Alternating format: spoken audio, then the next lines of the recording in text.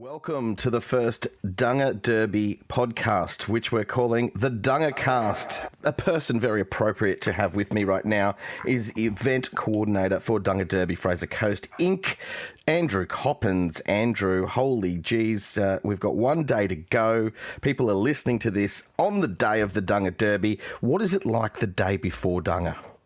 Mate, big, nervous, exciting, a little stressful, a little chaotic, but organised chaos.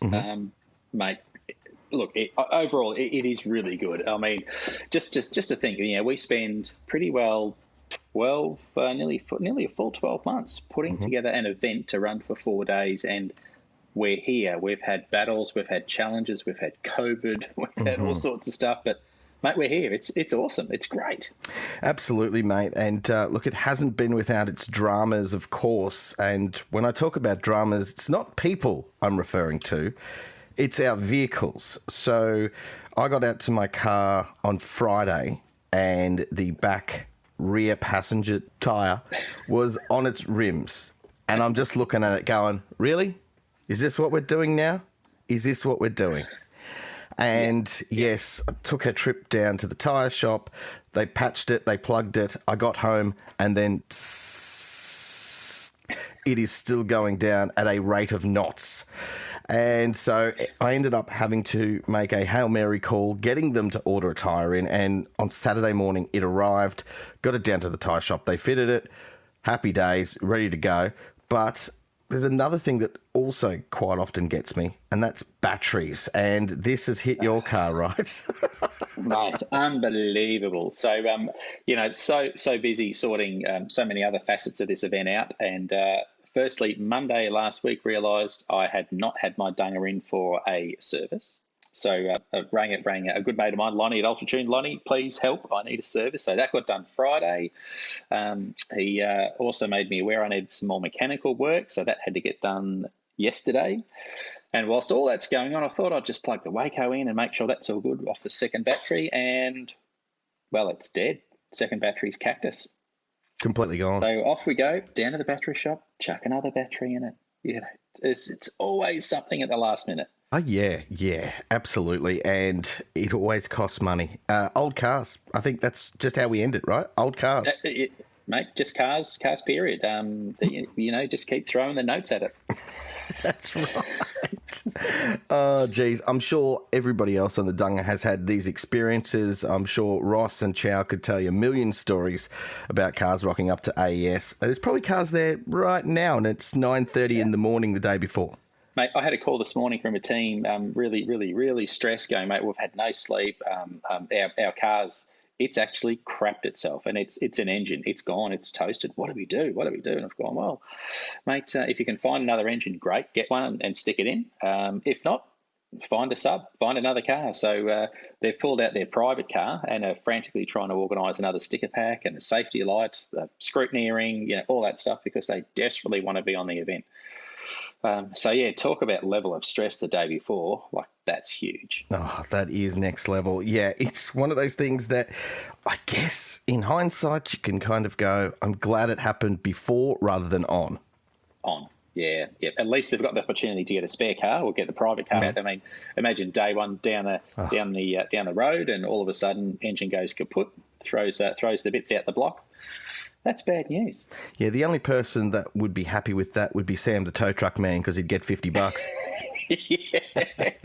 Well, hang on. I reckon the grease makers would be happy as well, because they'd put someone in the courtesy car and all the tricks and things would be going off, and so they'd be pretty happy to see that as well. Yeah, look, how's the Feroza going?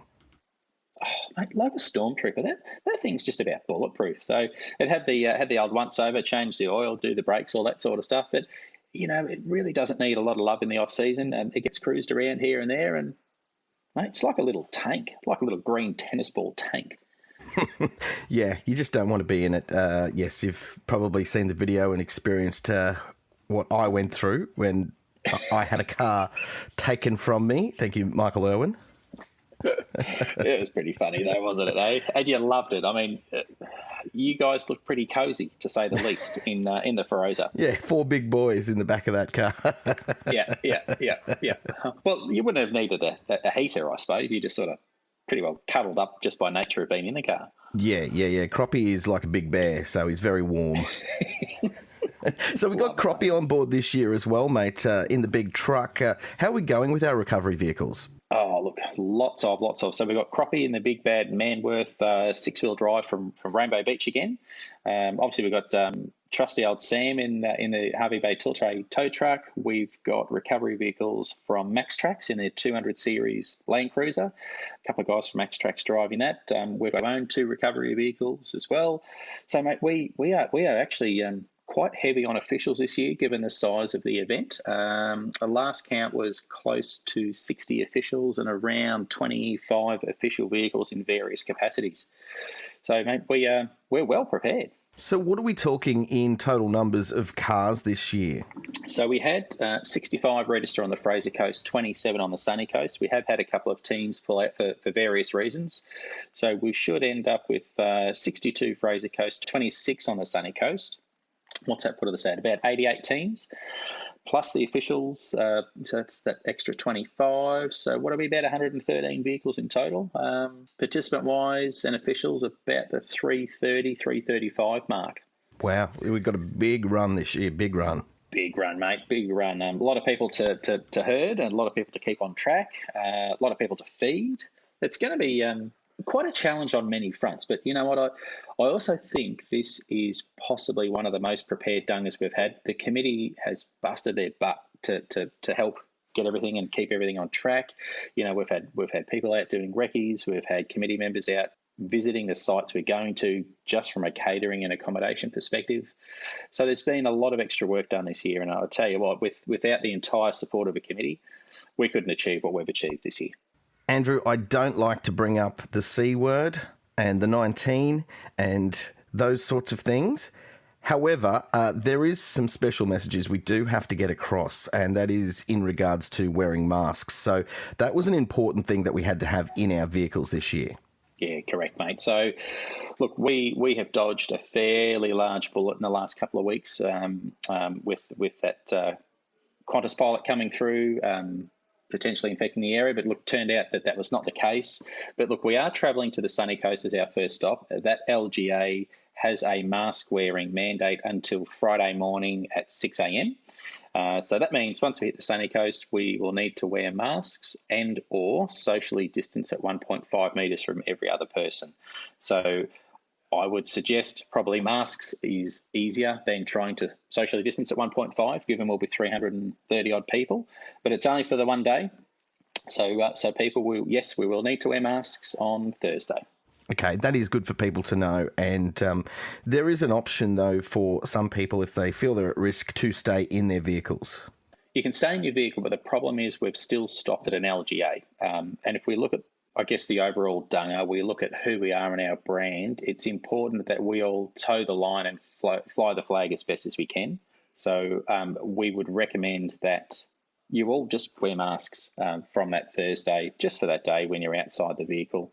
And look, there is a bit of fine line, I suppose, or interpretation of the rules. But look, let's protect the brand. Let's do the right thing. Let's show the community that we're not snubbing the rules. We want to do the best we can. We want to protect where we're going and where we've come from by wearing those masks. So it's only for the one day. So please, let's do that. Of course, unless you're eating or drinking. And it was suggested to me that a couple of people are going to be eating all day and they won't need to wear their masks, which was an interesting take on the rule. But look, let's all just be responsible is the key message. Hand sanitizer, wash your hands as much as you can. Use your hand sanitizer as much as you can. Just follow the basic rules that we've all been doing so well. The other big one is COVID check-in. So the Queensland check-in app. We will have the QR code stations at every stop. All of the officials have in their official folder the relevant QR check-in code for that venue. So rather than standing in line with one code to enter in the door, you'll be able to go to an official or an official will come to you and we can just expedite the process of checking in. The other hot tip is team captain. Set up all of your team members in your Queensland check-in app so that you can check in your entire team in one click, as opposed to the 2 or 3 or 4 people doing it. If you really want to go the next level, have all of your team members do the same on their phone, so any one of those team members can check all 4 of you at any one time, or 2 of you or 3 of you. We would rather have too many check-ins than not enough.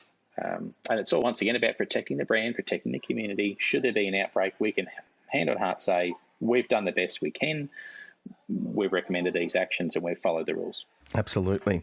All right, I want to talk about vehicles and some interesting vehicles joining us this year. One in particular is a Willys Jeep, and that will be driven by Brad, who's the guy who came up with the whole concept for Max Tracks. Like, a very interesting guy. I can't actually wait to talk to Brad while we're on the trip. But that is going to be cold, right? Well, it won't be for you and I. We're in vehicles with windows and heaters. But, mate, 43 Willys Jeep. So it's the classic World War II military Jeep. I mean, this thing's bulletproof. It's literally bomb-proof. But it doesn't have a roof. It doesn't have doors. It doesn't have a heater. It has seats, steering wheel, brake, clutch, accelerator. That's it. No creature comfort. So yes, Brad will be driving it, the owner of Max Tracks. Plus, they've got another passenger with them. So it's just the 2 of them in that vehicle. Mate, they're going to freeze their bums off first thing in the morning. They will have teeth full of dust and dirt and grime and bugs. It's going to be interesting. Yeah, it certainly will. One of my mates, when I told him about it last night, he's in WA, thought it was the coolest thing in the world. And then he followed it by, I hope he's got extra cushions, otherwise his underpants will look like the Japanese flag by the end of the day. Mate, that wouldn't surprise me either. So she's a rough and ready little machine. But look, these guys at Max Tracks are well versed. You know, they use this vehicle all over the country. It's been anywhere and everywhere. I've seen videos of it going through creek crossings and sand dunes. So, you know, it's certainly capable. It just doesn't have the creature comforts that we're accustomed to. Yeah, it's going to be cool to have that on tour with us this year. Andrew, I want to talk about some of the things happening on the Dunga, because this, entertainment-wise, is probably one of the biggest years we've had, right? Mate, it is. We're having a bit of a red hot go this year. Look, each night's got some really, really, really cool entertainment. Lots of activities. You know, Dunga's Got Talent Night 2. Night 3, we've got Caitlin Shadbolt playing for us, plus another support band called Mr. Q. So we're just trying to make it a little more special, particularly being a double Dunga with so many people. So, yeah, worked really hard on that space. Once again, thanks to the committee for their support and their guidance and recommendations on pulling off some of these great nights. One of the things that people may not have realised is that when it comes to Dunga's Got Talent, you have really gone hard on this year. The prizes are absolutely amazing. We've done all right. And look, once again, it's thanks to local businesses. So Positive Batteries in Harvey Bay in Paola have donated a 45-litre King's fridge freezer as the first prize. So it's valued at just under $500. Well done. Second prize is from Tim down at the car detailing service on Islander Road. So he's provided us a $150 comprehensive car wash and detail. So if you were selling a car, perfect. Or if your Dunga's really dirty, maybe that'd be good for the Willys Jeep. I think they're going to need it. They're going to need it. So that's worth about $150. So thank you, Tim. Prize 3 is a $100 fuel voucher. I mean, who doesn't need fuel, especially with a Dunga? Oh, mate, like, this is great. And it's been worked on really hard, because Dunga's Got Talent in general, I think the prize was something like 2 beers in previous times. So. Yep, and they were donated beers as well. That's right. So look, yeah, we wanted to up the ante a little bit. We wanted to entice teams to come out and just have a crack. Like, Dunga's Got Talent implies you don't need talent, so just come along, have some fun, throw it out there. You just never know how you'll go, and you'll never know what we're going to see. So looking forward to that as well.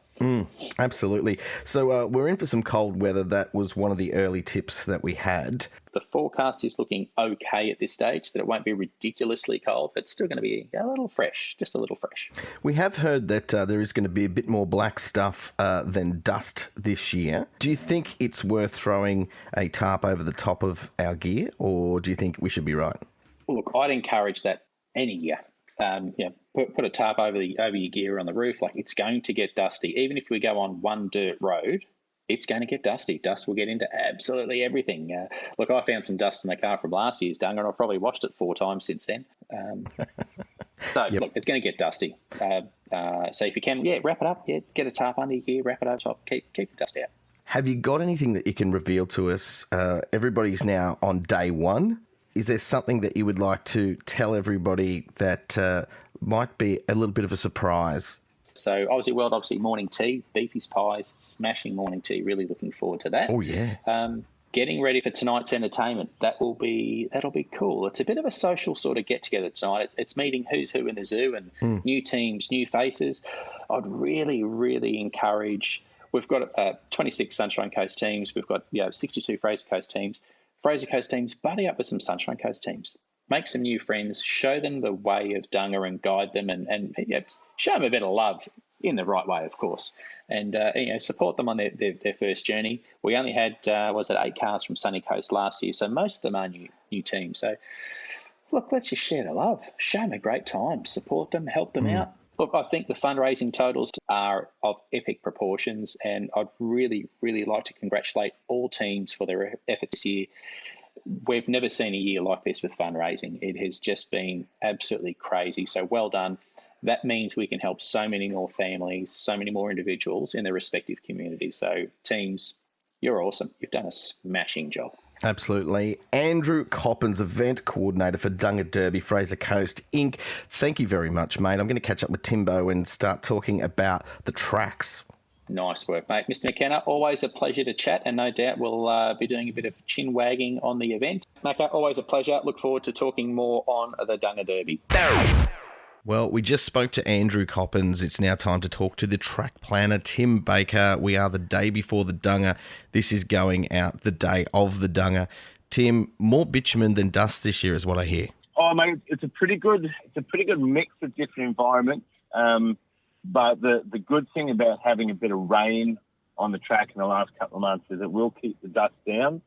But also the negative side of that is some parts of the track that we were originally taking have been flooded out. And so there's a little bit more blacktop this year than we'd like, but what are you going to do? First day, are we going to see any river crossings at all? I really hope so. When Hoggy did his last recce a couple of weeks ago, there was still some water over some of the floodways. So I'm hoping that that's still around, possibly in that section between Aussie World and Lunch. Mm-hmm. I'm hoping we can see a little bit of water just to get straight into it and give some of the new guys a bit of a taste of what we do. So when you go out and do a recce, do you sometimes get blown away yourself by what you find? Oh, 100%, mate. So just to give a really quick rundown of kind of how I put the track together is I start off, literally we choose point A and point B, and then I'll sit down with Google Maps and HEMA Maps and Queensland Globe and try and come up with some cool-looking routes from A to B on paper. And then when I get out and drive them, you don't know what you're going to find. Sometimes I'll go out and drive it and find a completely new track that I didn't even know was there, and it ends up being the one we take. And other times I'll drive tracks that look awesome on paper and just go nowhere, or hit private property fences, and so you've got to backtrack and kind of think on your feet and try and find ways around. So that we can get from that point A to point B. What sort of hours are involved in trying to get a Dunga Derby planned? A lot. Probably it'd be somewhere between 100 to 200 hours, sitting on your bum in front of a computer or sitting in the car and just driving. This year wasn't so bad. Obviously last year I had to do 2 tracks because COVID happened and we had to kind of mothball the first one. So this year has felt like a little bit of a holiday for me, having to only do 1 track and still knowing that I've got another one up the sleeve. Plus, some of my processes that I sort of had to learn how to do last year, already sort of had in place this year. So it seemed a bit easier, but it's still a lot of hours just getting wheels on the road and driving and, trying to find interesting places for us to go and interesting spots for us to stop. Do you think there's anywhere in particular that's just going to blow people away? Yes. Yeah, there is. because they blew me away when we went through it. I don't want to give a lot. I don't want to give a lot away, but we pretty much get straight into it on day one. Day 1 and day 4 would be our most technical driving days. They're both our longest days, and we have big sections of national park and state forest. And that first section, when we did the first recce, it was cloudy and rainy. We end up right up on the top of a mountain ridge, following the ridge for about an hour and a half, and it's so high up. I think maybe about 1,100 or 1,200 meters above sea level, that we could actually look down into the valley, and we were above a thunderstorm, and we could look down into the valley and see the lightning down in the valley. It was unreal. It was Wow. misty and spooky. I don't think we're going to quite get those conditions this year, but it's still spectacular no matter what the weather's doing and what time of day it is. Absolutely. So for everyone that isn't driving, the scenery is going to be unreal, and for the person who is driving, just the experience of taking a vehicle that really has no business being in there, taking it through those tracks and really having to concentrate on the road and think about lines they take and looking out for washouts and rocks and ruts. No, it's going to be a good day. We've got a lot of people with us this year, probably more than ever. Is that something that really has to be taken into consideration when you're planning out these things?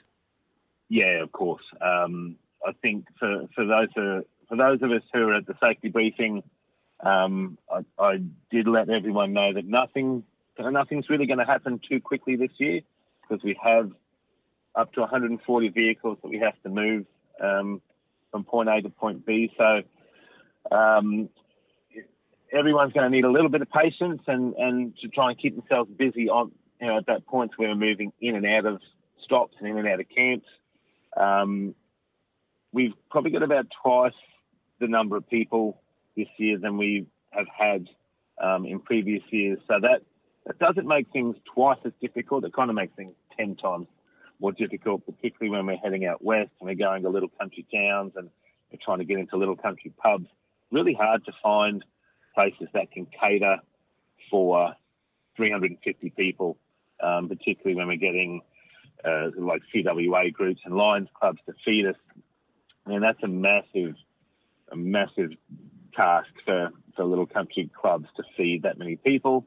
But we're really confident that we've got the right people on the job. Everyone knows the brief. They know how many people we're feeding, and our time frames are pretty strict. So I think that's going to work out really well. People will find that we're camping in showgrounds this time just to accommodate the number of people, but the showgrounds we've chosen are really well fitted out with facilities, lots of showers, lots of toilets. We've got bars at every stop we've got. People need to make sure they've got cash. They're all cash bars, and we're all going to be sort of fairly well together, in those showgrounds. So, we've definitely found the venues that are going to cater for big numbers, but it is going to be slightly different to previous years. Well, this is a lot of fun, Tim. We do have to talk about the safety aspects because there are so many cars this year. Are there certain things that you would recommend, when it comes to going off-road and also following other vehicles? Right, the biggest piece of advice I can give people is this is not a race. There's no prizes for getting there first. Sometimes most of the fun stuff happens at the back of the pack, so it's not a big deal if people end up at the back of the pack. Don't try and be racing past other cars. If you do want to overtake a car in front of you, make sure you call through on channel 15 on your radio, call their car number, let them know that you're coming, and wait for them to find a safe place to move across, and they will let you pass. We just need to make sure that we're all doing it safely and respecting the other teams around us so that we can all get into camp at the end of the day in one piece. Or definitely with water crossings, make sure you slow down and just take it easy through there. You're not, no one's going to think you're a hero if you hit it at 70 k's an hour and shoot a jet of water up through your radiator, blow your fan up. That's never fun. If people want to let their tyre pressures down, that might help with some of the older cars with a bit of sort of stiffer suspension. Maybe let a bit of air out of your tyres. It'll soften your ride, but definitely make sure at the other end that you've got capacity to reinflate them. So bring a little air compressor or the first survey you see, go in and let your tyres back up. And just take it easy. Just take it easy and enjoy the drive. Well, this year we've heard from Dunga officials that there are new rules when it comes to other cars breaking down. Can you tell us a bit more about that? Okay. I think our policy at the moment is if you see a car broken down the side of the road, we'd like the first 4 cars to stop. And the reason for that isn't for them to try and fix the car that's broken down. It's that once the mechanics get there, if they can't fix that car and that car needs to go on the tow truck, we need to find seats for possibly the 4 people in that broken down car. So that first 4 car rule is so that we can maybe split the people from the broken down car up into 1 seat each in those cars, and we can get them back on the road and moving. So once those 4 cars pull over, just hang out there, wait for an official to show up and give them some direction, and then move on under the direction of the officials. But hopefully, mate, we got the best mechanics. Volunteer money can buy, so they can almost always get those cars back on the road. They're absolute bush mechanic magicians, those fellas. Yeah, absolutely. And up next, we're going to talk to Ross from AES and talk some grease monkey stuff and get some tips from those guys. Tim, thank you very much for chatting with us today. That's Tim Baker, the route planner for the Dunga Derby. Cheers, mate. It's the Dunga Cast, and joining me is Ross from AES. Make sure you get all your stuff there. He doesn't pay me to say that either. No, I don't. He doesn't. Can't afford to. He doesn't have the money. He fixes too many things for free, this bloke. He is one of the grease monkeys. Mate, if you could charge people on tour, I tell you. Oh, mate, the call-out fee alone. The call-out fee. I love the bloody call-out fee. Oh, yeah, sorry, mate, it's a Monday. Yeah, I know. But yeah, that's me RDO normally. You work for yourself. Every day's an RDO. Every day's an RDO. Roscoe, look, it's going to be a lot of fun. People will be listening to this in their cars on the way to the Sunshine Coast to grab the mob down there. Mate, oh, nice. Look, we have so many cars this year, which means we need extra mechanics, and you've got a whole heap of lads on board, hey? Yeah, the boys from Harvey Bay Diesel are on board. We've got the usual suspects, Ed Chow and other Ed, and myself, Rebecca, Big Trev from TNS and his lovely wife, Sonia. And we got a couple of fellas from the sunny coast, which I have yet to meet. Those guys know how to swing a spanner pretty well too, don't they? Oh, I believe they know what they're doing there, but I don't know if they're aware of what they're in for, but they'll figure it out by end of day 1, surely. It's kind of just like being dropped in the jungle, isn't it? With a machine gun.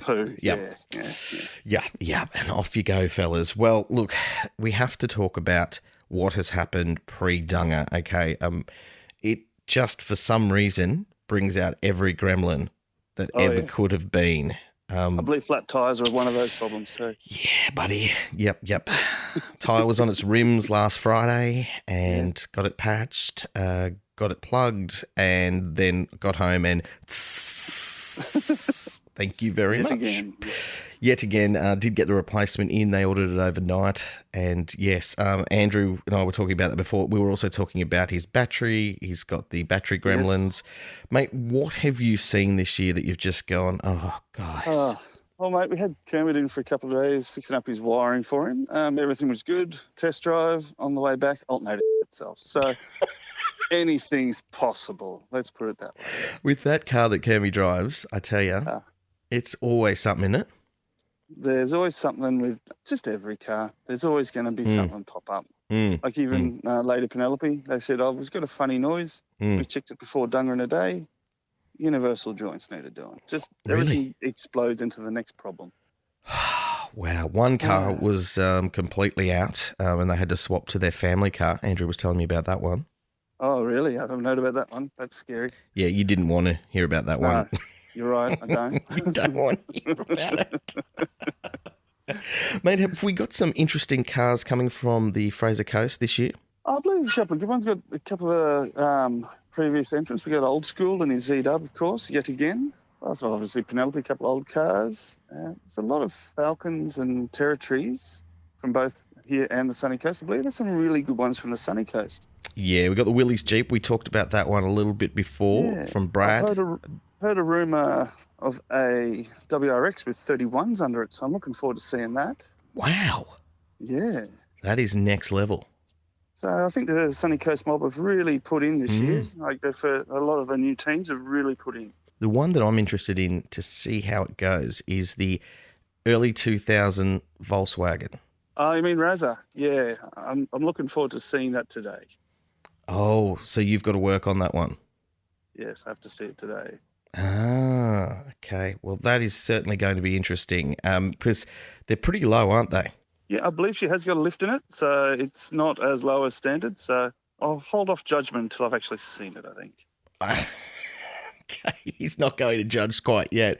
No. Mate, so we've got our cars for recovery this year. We're back with the Feroza again.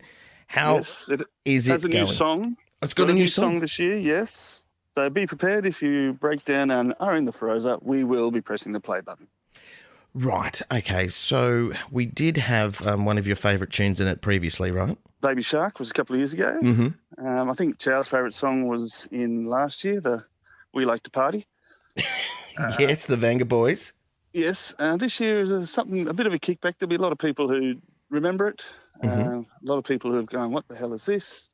They will be the younger ones who go, what the hell is this? Yeah. Yes. I can imagine that's going to cause some people some pain on the trip. Let's say it'll bring back Saturday morning cartoon memories. Oh, really? Yeah. Well, hopefully not too many people have to end up in that car.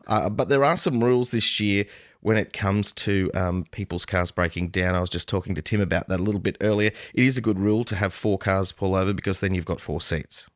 Not only that, you can sort of, if everyone pulls over, puts on their flashing lights and everyone coming towards them is aware there's an issue, slow down, be careful. Yeah. And always radio back to, if you pull up one of the 4, just radio back to any cars coming just to be aware, slow down, car on side the road, yada, yada. Mm-hmm. Absolutely. And any tips there, Ross, for people's cars, things to check, things to look out for? Cooling system, make sure that is 110%. There is a lot of steep climbs up and down. Oh. Brakes is one thing we have harped on, which has been good. Everyone, I believe, has done as asked. And if you're an automatic transmission, on those steep climbs, please put it in low range. Okay, good advice there. Ross, are you looking forward to the Dunga? I think I'm looking forward to Sunday afternoon when it's over. It is a busy job for you lads, and you do a fantastic job. Yeah. Up until that Sunday afternoon, we're all a bit on edge, but, we get it done as we do. That's why we do it. Hopefully, keep everyone rolling. Not too many spanners flying this year. Let's hope, mate. Let's hope. Roscoe, all the best, mate. Can't wait to catch up with you for a coldie. Mate, that sounds like a bloody good idea. Thanks for listening to the Dunga Cast. Stay safe, everyone.